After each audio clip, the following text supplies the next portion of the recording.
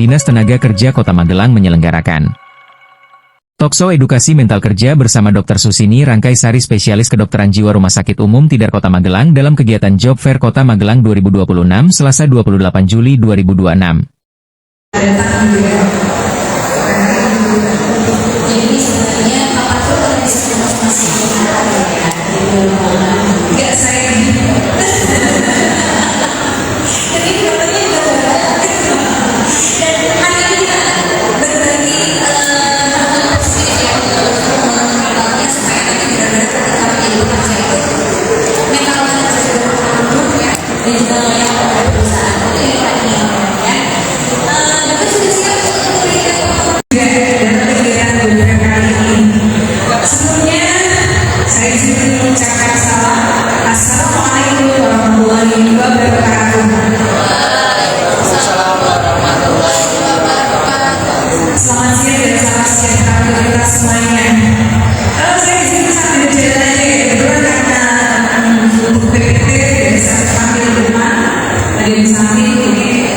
Mungkin saya akan ngobrol saja karena itu pasti dalam talkshow memberikan waktu tidak lama untuk saya sharing gitu ya, sehingga kita tak lebih dialog praktis saja.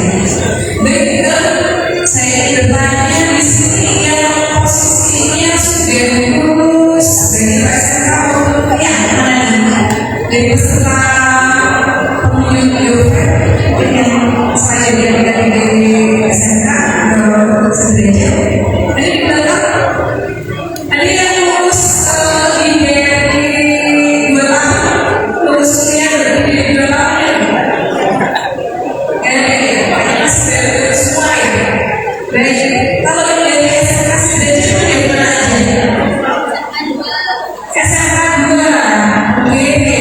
Yang di sini, yuk dia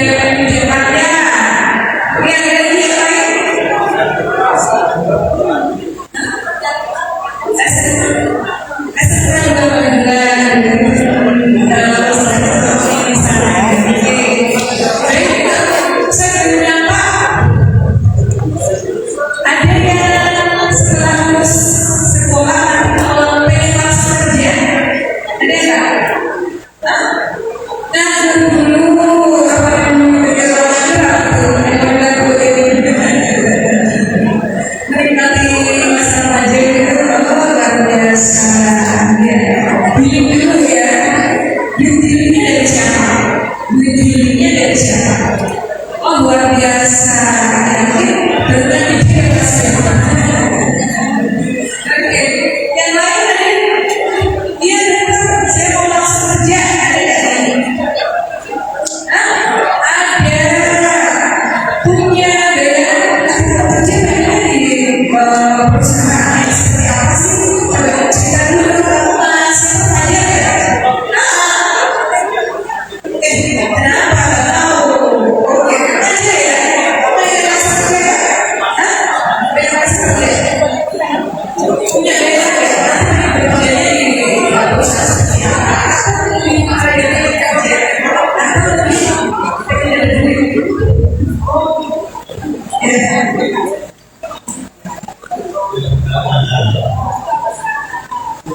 Jadi dari sini karena nggak sekolah kok cari inspirasi ke usaha. Tugas sekolah jujur sekali Pak Guru, terima kasih ya telah memberikan muridnya yang baik. Baik, next step ya. Jadi kita harusnya adalah bagaimana kita mendapatkan talenti agar ketika di dunia kerja yang mungkin bentuknya kayak role model kita siap gitu ya. Next step sekarang.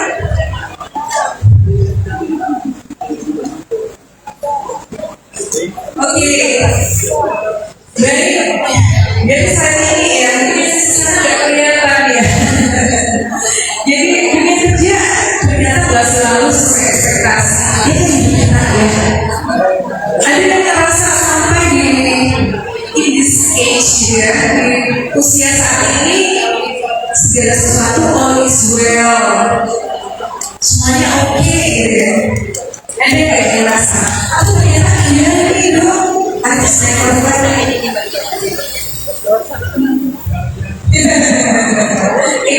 lalu ya. Jadi realitanya ketika kemudian mulai masuk ke dunia kerja, mungkin yang namanya kita bertemu dengan penolakan. Ya, mungkin banyak yang kakak-kakak di sana ya yang pernah merasakan.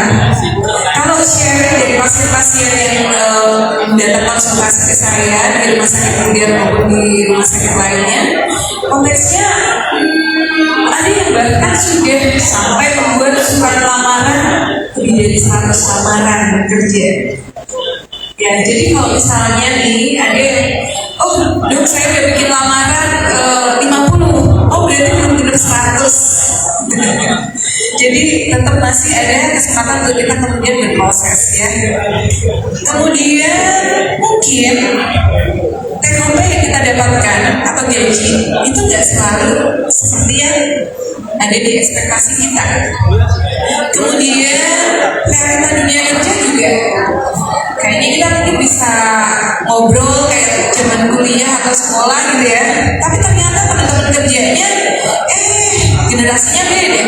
Kalian mungkin banyak Gen Z, ternyata teman kerjanya mungkin ada Gen X, Gen milenial, atau bahkan baby boomer yang notabene ada banyak perbedaan-perbedaan yang perlu disesuaikan dengan kondisi kita. Ya tentu siapa sih yang gak pengen bekerja dengan aman dan nyaman kan? Tapi itu bukan sesuatu yang kemudian bisa selalu kita temui atau kita dapatkan di dunia kerja. Kemudian problem terkait dengan atasan juga. Ada atasan super tegas, teman kerja tadi berdasarkan karakter, dan juga adanya banyak target-target yang ternyata harus kita ikutin. Jadi kalau kalian waktu di sekolah gitu ya, ada ulangan, ada ujian, anggap aja itu bagian dari proses bagaimana ketika kemudian nanti ketika berada di dunia bekerja, kalian jadi bisa lebih terbiasa dengan target-target tadi. Dan ada yang suka alergi sama ulangan nggak nih? Jadi kalau mau ulangan terus jadi izin nggak masuk sekolah gitu ya? Ada nggak? Ada nggak? Kalau cewek kayaknya nggak ada ya, deh ya. Nggak ada yang bolos gitu ya, mau ulangan terus nggak masuk, nggak ada ya. Kalau kalian yang cowok ada nggak? Ada gitu loh, ada. Kira-kira bisa kalau kerja gimana? Kalau ada deadline, ada rapat penting gitu, bolos bisa nggak kira-kira? Boleh nggak? Nggak, yakin? Oke, kalian sendiri loh yang bilang, bukan dokter Susi ya. Oke, next slide. Oke, apa itu mental baja? Baja yang di tempat. Ya, jadi konteksnya mental baja itu nggak selalu kemudian nggak pernah sedih. Kan yang kita bisa sedih, kecewa, marah, karena itu sesuatu yang kemudian manusiawi ya. Tetapi bagaimana kemudian kita berusaha adaptif, kita berusaha untuk bangkit setelah mengalami suatu yang namanya mungkin tadi penolakan, kegagalan, teguran, dan lain sebagainya. Kemudian mau belajar bertumbuh, tidak mudah menyerah ya. Ya, jadi hal-hal semacam itu yang kemudian menjadi concern kita ketika kita pengen menjadi seseorang yang memang cenderung adaptif ya, dan dalam kondisi-kondisi yang mungkin tidak sesuai dengan harapan kita. Kemudian mampu mengendalikan emosi dengan baik, dan meskipun hasilnya belum langsung kelihatan, tetapi kita tetap berusaha untuk bergerak gitu ya. Konteksnya bergerak ya. Karena ketika kemudian kita cenderung kayak pengen segera hasilnya terwujud, entah itu mungkin dari take home pay atau misalnya validasi atau ujian dari atasan. Misalnya, teman satu ini ya udah dibantuin, nggak bilang terima kasih. Kadang-kadang itu bisa menjadi problem yang datang yang disampaikan oleh pasien-pasien yang saya tangani gitu ya. Padahal yang namanya kemudian ucapan terima kasih, validasi dari pimpinan atau teman kerja itu bagian dari bonus aja sebenarnya. Ya, oke. Bukan siapa yang paling pintar, tetapi siapa yang paling bertahan dan mau bertumbuh untuk poinnya. Oke, next slide. Mengapa banyak fresh graduate yang gagal? Karena biasanya ada kecenderungan tadi sudah punya ekspektasi selangit gitu ya, bahwa oke, alhamdulillah nih saat ini pemerintah Kota Magelang menyiapkan kegiatan job fair ini, di mana ada 2000 lapangan pekerjaan baru gitu ya untuk saat ini. Tetapi apakah kemudian saya bisa masuk dalam nomine dari lowongan pekerjaan itu atau tidak? Tentu itu satu challenge tersendiri gitu ya. Sekarang mungkin bagi yang SMK mau dokter, saya kan masih kelas 3, masih lama tuh. Pertanyaannya, 1 tahun yang akan datang, kira-kira masih ada nggak ya lowongan sebanyak itu? Masih ada nggak kira-kira? Ya kan, indeks ekonomi gitu loh. Kemudian kalau misalnya ada, saya bisa masuk nggak ya? Kira-kira saya bisa nggak memenuhi kualifikasi? Jadi mumpung kalian masih kelas 3, mungkin ini adalah saatnya untuk kemudian kalian bisa keliling apa sih sebenarnya dari perusahaan-perusahaan yang ada di wilayah Magelang dan sekitarnya ini, yang mereka harapkan dari seorang pencari kerja yang baru, ya, sehingga kita memantaskan diri dan akhirnya kita bisa menjadi one of chosen person gitu ya, jadi menjadi salah satu orang yang terpilih. Oke. Kemudian kurangnya persiapan ya, jadi kadang-kadang karena memang ya sudah sih, yang penting kan aku udah berusaha melamar gitu, tapi apakah kemudian kita juga sudah mempersiapkan bahwa kita siap untuk dipilih? Kalau misalnya kalian masih kelas 3 gitu ya, ada kesempatan waktu yang lebih banyak, mungkin bukan boleh kalian nge-game gitu ya, tetapi bisa juga kan disiapkan punya keterampilan tambahan bahasa ya, bahasa Inggris, bahasa mungkin Jepang, Korea ya. Di sini ada Bu Indah ya, Bu Dewi ya. Nah, nanti mungkin sangat relate dengan Bu Dewi ya. Mungkin Bu Dewi bisa sampaikan data-data nanti barangkali kalau kesempatan kerja ke luar negeri itu paling banyak ke arah mana sih? Apa yang perlu dipersiapkan ya?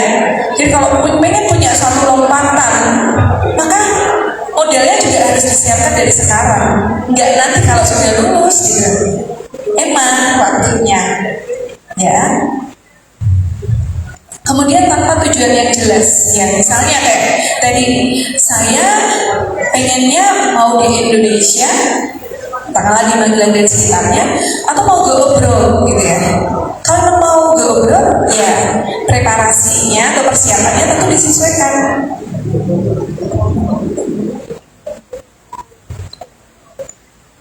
Kemudian kita siap berproses ya.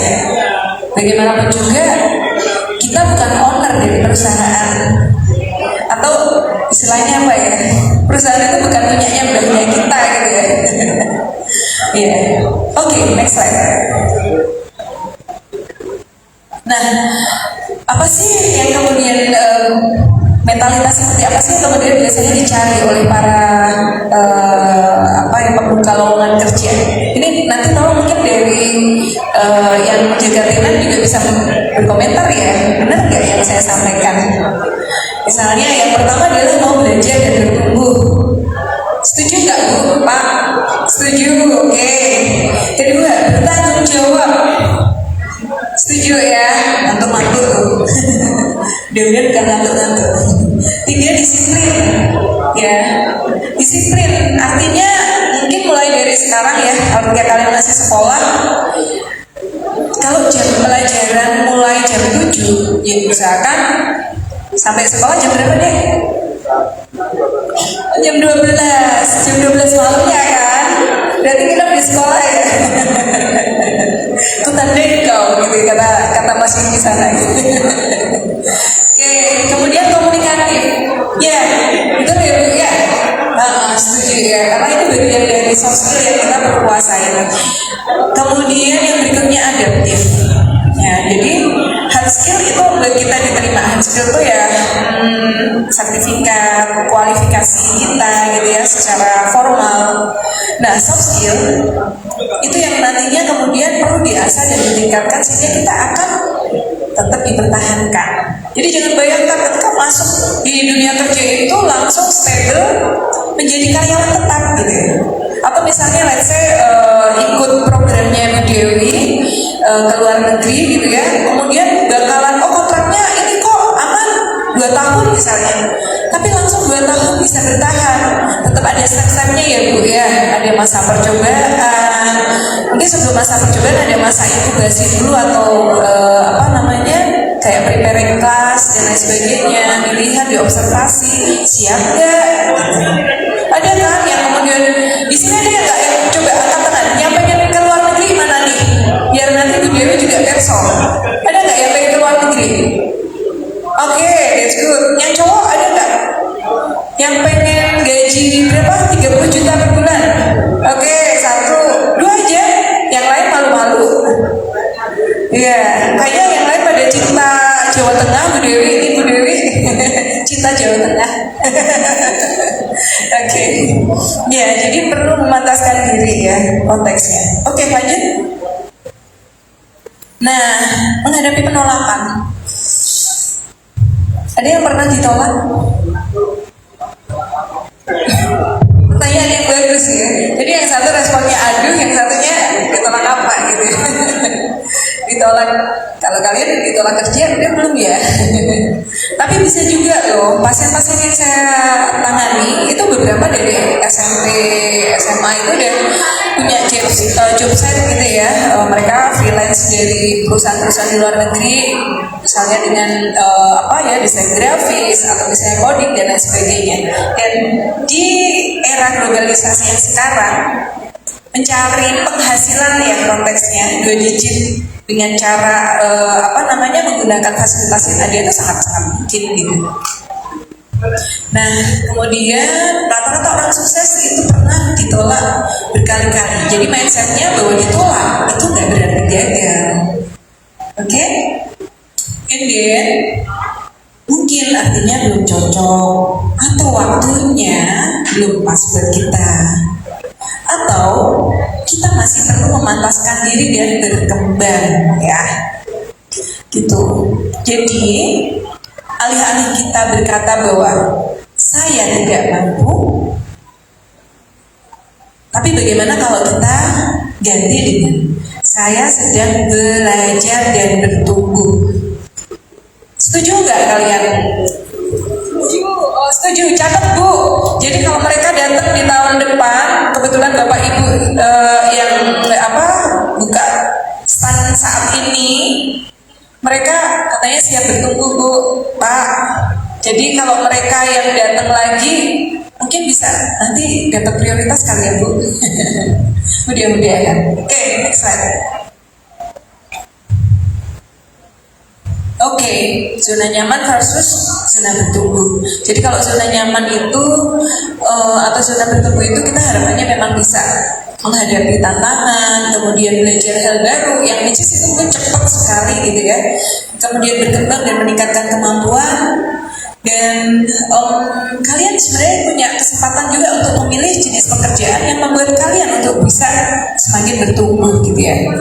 Itu adalah pilihan untuk bagaimana kemudian kalian bisa berpartisipasi. Next slide.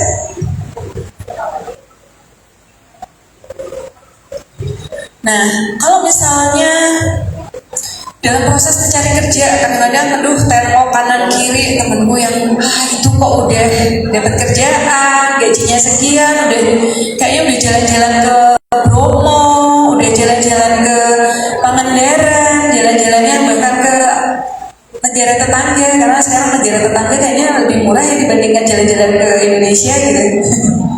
Nah, di situ sebenarnya bisa dipahami atau bisa dikatakan normal ketika misalnya kadang mungkin ada muncul perasaan cemas, minder, iri gitu ya, kemudian takut atau overthinking tentang masa depan. Namun yang penting pastikan bahwa dalam setiap prosesnya kita masih bisa tidur dengan cukup, olahraga, tetap berproses untuk kalau konteksnya mencari pekerjaan atau misalnya menciptakan lapangan pekerjaan baru ya. Cuma sekarang ya kayaknya anak umur 5 tahun 6 tahun cita-citanya bukan lagi jadi dokter pakai jas kayak saya, tapi pengen jadi apa coba? Pengusaha, oke, great. Yang lain apa? YouTuber, konten kreator kata dokter Isti ya. Karena memang ya kalau memang berhasil apapun bisa jadi cuan sebenarnya. Kalau tadi sempat saya diskusi sama dulu kepala dinas kesehatan, yang penting kita itu mau ubah, mau berusaha. Yang cewek-cewek ini ada yang dari boga nggak? SMK 2 nggak boga ya? Nah SMK 3 nggak datang ya? Oke. Kalau SMK 2 yang kira-kira bisa langsung apply apa tuh di kehidupan sehari-hari dari tanpa harus kemudian melamar pekerjaan, tapi menjadi owner dari ini suatu usaha, ada nggak?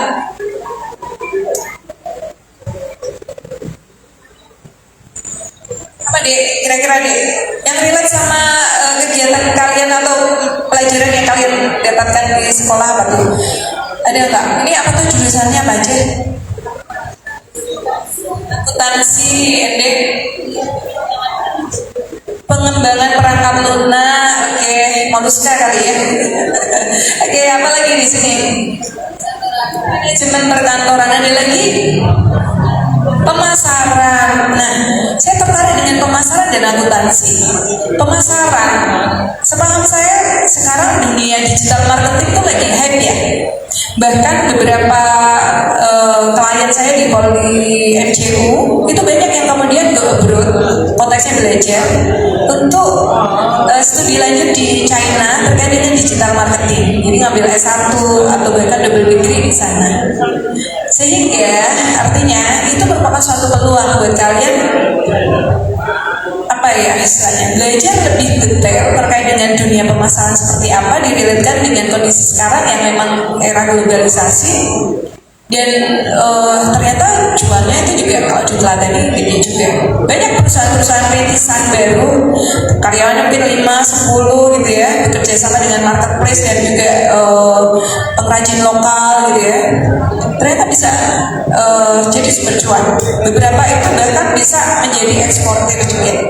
Yang akuntansi bisa juga kalian jadi self-employed dengan cara misalnya apa? Indis ekonomi ya, siapa sih yang nggak kenal atau yang nggak pengen financial planning, perencanaan keuangan. Kami gitu ya, misalnya profesional yang punya penghasilan yang cukup stabil pun, kami kadang-kadang ada kesulitan terkait dengan pengelolaan keuangan. Sehingga even kalian misalnya lulusan SMK, tapi kalau misalnya kalian belajar lebih dalam lagi terkait dengan perencanaan keuangan, misalnya ngambil sertifikasi atau kursus tertentu, sangat mungkin menjadi sebagai penjual jasa terkait dengan perencanaan keuangan. Coba tinggal frekuensinya yang disesuaikan. Kalau kalian scrollingnya tentang derajat, ya nanti FYP-nya derajat. Tapi kalau CEO nyamar jadi tukang sapu ya. Kalau kalian frekuensinya adalah pengembangan diri, maka dapatnya juga bakal pengembangan diri. Oke, next slide. Resiliensi ini adalah rahasia orang sukses. Ada yang pernah tahu atau paham tentang resiliensi itu apa? Ya. Ada nggak? Resiliensi itu apa? Apa mas? Tahu nggak? Resiliensi. Ada yang tahu? Kalau bahasa harfiahnya daya lenting, karet. Karet itu kaku atau lentur? Lentur. Kayak apa? Ya kayak karet. Jadi resiliensi itu adalah satu modal yang penting buat kita di zaman now. Kalau kita nggak mau beradaptasi, menyesuaikan, maka siap-siap untuk kemudian kita tergerus, tergantikan sama yang lain. Ya, kadang-kadang ketika kalian merasa suatu saat yang saya udah bekerja, nggak nyaman banget kerja di sini, gajinya segini, tanggung jawabnya segini, gitu. Tapi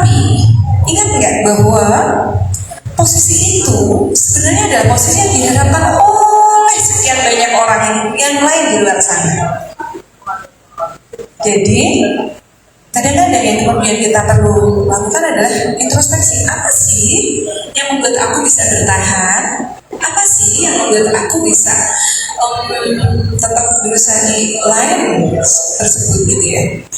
Kemampuan untuk setelah jatuh bangkit, mencoba lagi gitu ya. Gak apa-apa jatuh, akui aja. Saya kecewa, saya marah, saya sedih. Tapi nggak berhenti di situ. What's next? Ya. Kemudian rumus sederhananya adalah gagal, evaluasi. Habis evaluasi belajar. Apa sih yang perlu saya tingkatkan? Coba lagi. Jangan sampai kemudian kalau udah gagal, tuh kan aku emang nggak bisa, gitu kan? Ya kapan sampainya? Tanya ya, tadi ada penting kita memiliki dari yang penting. Bekal mental sebelum hari pertama kerja ini datang tepat waktu, ini setuju nggak ya Bapak Ibu yang buka tenan? Ya jangan sampai tadi ya jam kerja jam 8 datang jam 12, nggak apa-apa sih jam 12 malam ya, buka tenda di depan ini kantor. Nggak juga, nggak segitunya juga, malah nanti pagi-pagi kena rahasia satpam gitu ya, digaruk bawa ke dokter Susi. Kemudian berani bertanya. Jadi it's okay untuk kemudian kita itu humble, ya, bukan merendahkan diri, tapi rendah hati ya. Kita coba bertanya kepada yang lebih dahulu berada di situ, yang udah ngerti situasinya seperti apa sih, harusnya bagaimana gitu ya. Kemudian hormati semua orang, terima kritik. Nah ini seringkali yang beda-beda tipis ya. Zaman sekarang kritik sama bully. Ada yang sering melihat perspektif bahwa kritik itu adalah bully. Tuh kan aku diperlakukan begini gitu. Aku dapat masukan begini. Karena ini saya nggak tahu ya, apakah ekspektasi kalian terkait dengan tentang berbahasa ini memang berbeda ya. Beda zaman, beda pola komunikasi. Jadi kalau Gen X, Gen milenial, Gen X itu kan biasa ya orang tua kalian ngasih masukan gitu ya, Dok bangun, udah jam segini, nanti telat sekolahnya sekali. Kalau 2 kali kira-kira gimana? Kalau 4 kali, pagi aku jadi apa kok? Dan nggak jadi lasido gitu ya. Dan rasanya tuh kayak dibully sama orang tua sendiri. Nah, kalau kalian mungkin perspektifnya seperti itu, resikonya adalah ya, nanti kalau di dunia kerja, kira-kira bakal gimana? Mereka bukan orang tua kalian yang meskipun berkata begitu, tapi tetap sayang, tetap ngasih duit, bener nggak? Iya ya, mereka kayak gitu tapi tetap ngasih duit, kita pulang juga dibolehin gitu. Kemudian jangan mudah mengeluh dan terus belajar. Ya, jadi 3 bulan pertama itu adalah prime time. Bagaimana kemudian kita bakal dinilai oleh perusahaan gitu ya. Oke, next slide. Nah, ini kayaknya terutama yang di sisi sana ya, challenge buat terutama yang udah siap bekerja. Challenge-nya itu adalah update CV ya. Barangkali ada hal yang perlu kalian tambahkan. Kalau perlu, ambil kursus online atau bimbingan terkait dengan bagaimana sih membuat CV yang baik ya. Kemudian latihan wawancara, satu pekerjaan, belajar soft skills, kemudian bangun kebiasaan positif dan kurangi scrolling di media sosial. Karena yang munculkan di media sosial sebenarnya belum tentu itu adalah kenyataan ya. Dia melihat bahwa dunia yang disegenggam kalau ada teman saya yang kasih istilah, maaf ya kalau misalnya kurang sopan ya, istilahnya adalah setan gepeng gitu ya. Setan gepeng itu belum tentu itu adalah satu kenyataan. Kadang-kadang itu adalah yang ya mereka ingin tampilkan seperti halnya kalian gitu ya. Siarkan nggak yang nyebelin ya. Jadi kesuksesan itu dibangun dari kebiasaan kecil yang konsisten. The last one. Oke, jadi harapannya ketika kemudian secara mental kalian siap, maka harapannya secara karir yang dimana dimulai dari dunia pendidikan itu bisa mantap gitu ya, berhasil dengan baik. Demikian yang bisa saya sampaikan Mbak Puput dan juga rekan-rekan sekalian, mudah-mudahan bermanfaat. Assalamualaikum warahmatullahi wabarakatuh.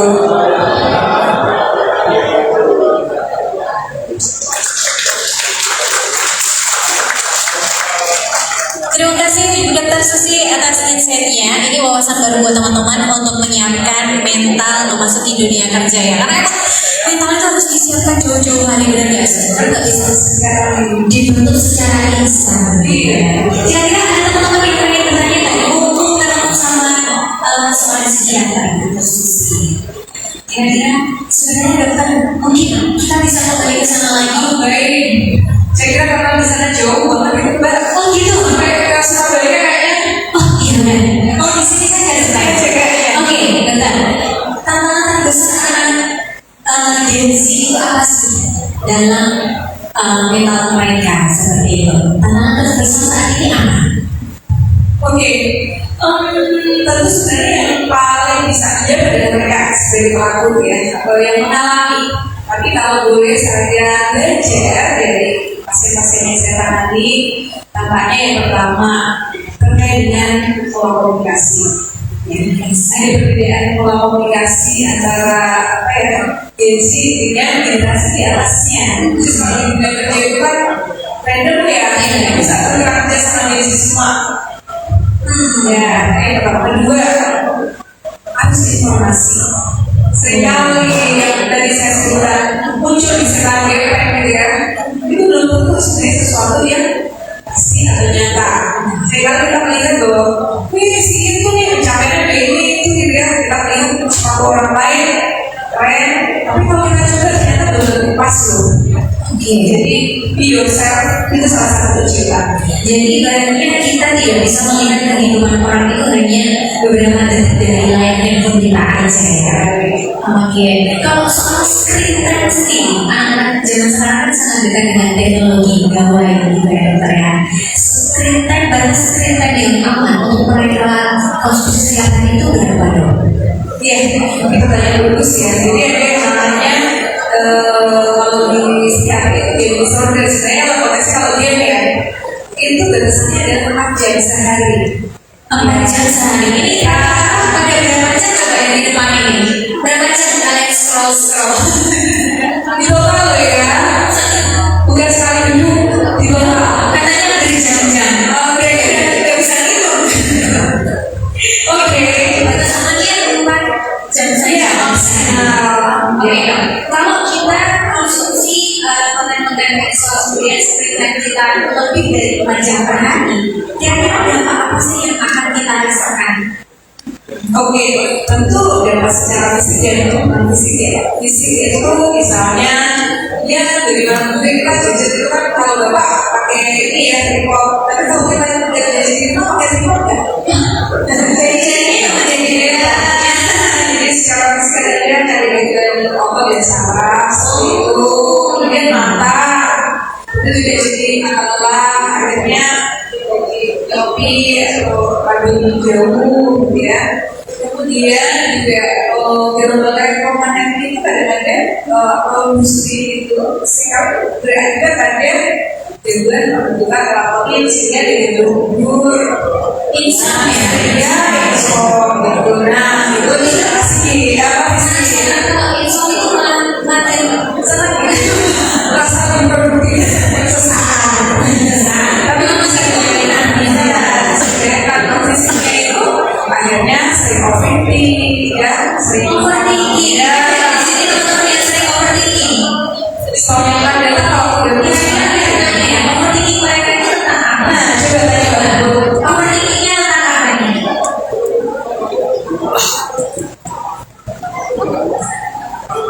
Overthinkingnya tentang masa depan. Gimana sekarang? Berarti itu sih Jadi overthinking ya, salah satunya ya. ini kita dari dulu nggak sih? Halo siapa? Terima kasih sudah sharing. Boleh ini nggak tanya apa sih kalau harapan tentang masa depan kamu? Karena ini overthinking itu tidak selalu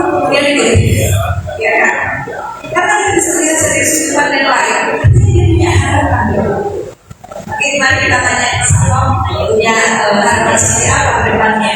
Harapan dulu. Dan harapan dulu sama tentang kamu punya harapan apa sih di masa depan setelah kamu nanti itu?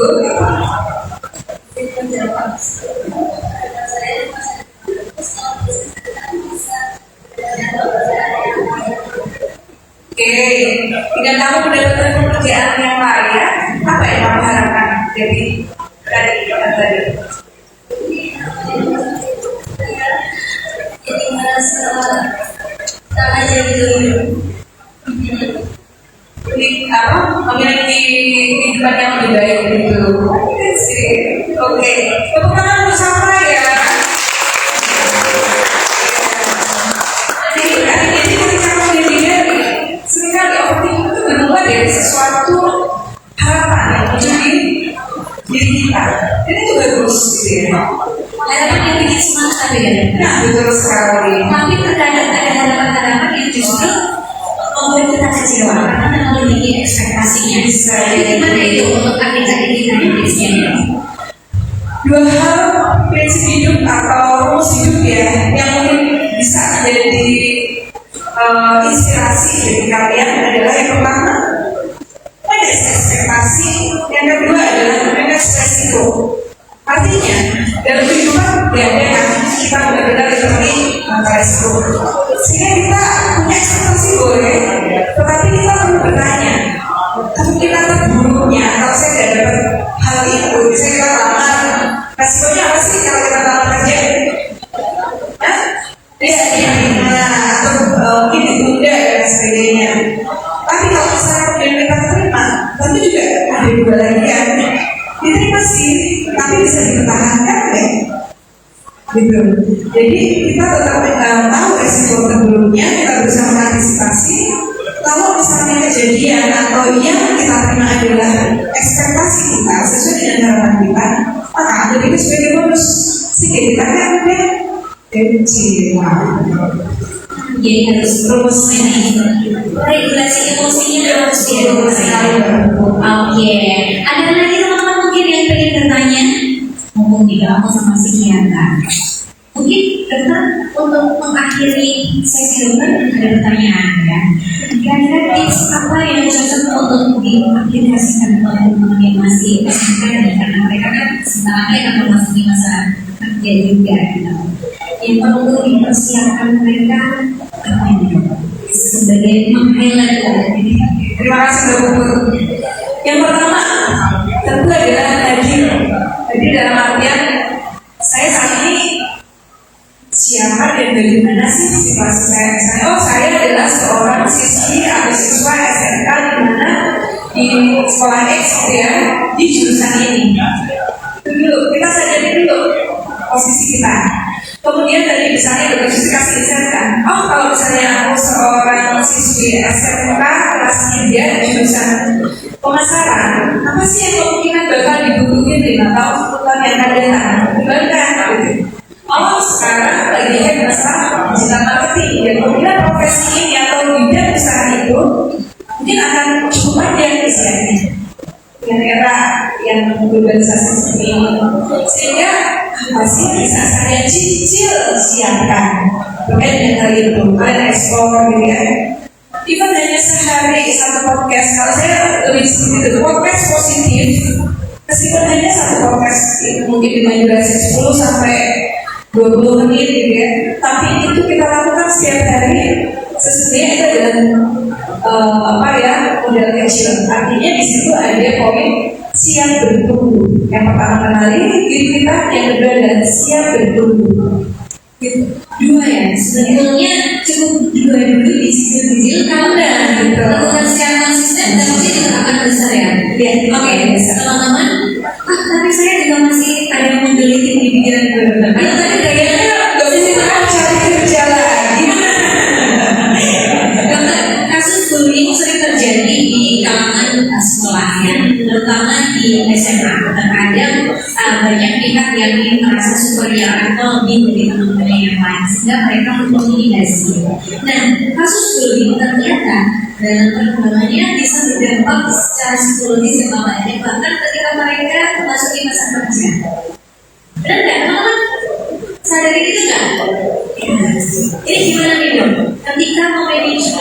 misalnya kita menjadi korban bullying, untuk kita bisa tumbuh itu bagaimana sih? Oke, pertanyaan bagus. Jadi bullying itu kan lebih ke, kalau bahasa medisnya itu prematuri ya. Artinya kalau di konteks ini adalah itu pengalaman subjektif. Nah, yang perlu hati-hati kadang-kadang bagi kita ya, kalau misalnya kita merasa menjadi korban bullying, kita boleh bertanya pada diri kita sendiri, sebenarnya itu udah masuk dalam batasan bullying atau sebenarnya saya sedang sensitif. Oh, itu ya, Itu poin utama yang tadi Dr. mention ya, di dunia kerja nanti nggak akan mulus juga, dan itu kembali kepada kita sebenarnya. Itu tanyakan pada diri kita dulu. Ini sebenarnya memang real. Saya mengalami bullying, atau sebenarnya saya sedang sensitif, atau hypersensitif. Jadi yang kita lakukan kedua, Komunikasinya bagaimana dok? Ketika itu kita bisa melihat bahwa itu karena kita sensitif, atau itu memang benar-benar bullying gitu ya? ya tentu kita lihat. Kalau misalnya saya jadi dia, bakalan mungkin nggak sih ngomong atau bersikap yang seperti itu? Artinya sudah kelewat batas, atau sebenarnya itu sesuatu yang wajar. Cuma saya lagi mempersepsikan pakai kacamata saya. Gitu. Jadi gue coba lihat dari kacamata yang lain, wajar nggak sih itu? Kalau emang kemudian itu terjadi, ya kita bisa koordinasi ya, atau misalnya konsultasi atau sharing dengan misalnya orang tua, mungkin dengan guru wali kelas atau guru BP, kita ya maaf. Dan kalau misalnya memang itu nggak bisa handle, nggak apa-apa, masih ada kami kok yang akan siap mendengarkan kalian dan mendampingi kalian untuk pulih dari kondisi itu atas itu. Oke, dokter. Kita kasih teman untuk dokter Susi. Oke, terima kasih. Sudah cukup, dokter mau nambah? Enggak, saya mau lanjut visit di rumah sakit. Oke, karena dokter juga akan melanjutkan kegiatan visit di rumah sakit. Teman-teman, kita akhiri untuk sesi bersama dokter Susi. Apabila nanti masih ada hal yang ingin ditanyakan oleh teman-teman, bisa dicatatkan dalam sebuah kertas. Nanti sampaikan saja kepada panitia. Akan saya teruskan ke dokter ya kan? Atau bisa nitip IG saya di Susi Dilankai. Pasti ya. Oke, nanti kita akan follow ya dokter ya. Dokter terima kasih banyak atas waktunya dan senang hati Kamu dan juga teman-teman sukses buat kalian ya. Jangan lupa siap untuk bertemu. Itu kuncinya. Terima kasih. Terima kasih teman yang sudah berdiskusi. Oke, teman-teman sesaat lagi kita akan melanjutkan sesi talkshow juga bersama dari 3MI. Bagaimana teman-teman melihat peluang kerja di luar negeri yang bisa kalian persiapkan mulai dari sekarang ya. Karena tidak hanya prestasi saja yang perlu dipersiapkan untuk kita masuk ke dunia kerja, tapi mental juga dan wawasan kita. Nah, hari ini teman-teman akan bertemu dengan orang-orang hebat sehingga Pak Put berharap kalian bisa memanfaatkan kesempatan ini untuk menambah wawasan kalian supaya kalian bisa menjadi generasi-generasi masa depan yang bisa bermanfaat. Nah, kita akan beri dulu sesaat ya untuk menyiapkan segala sesuatunya.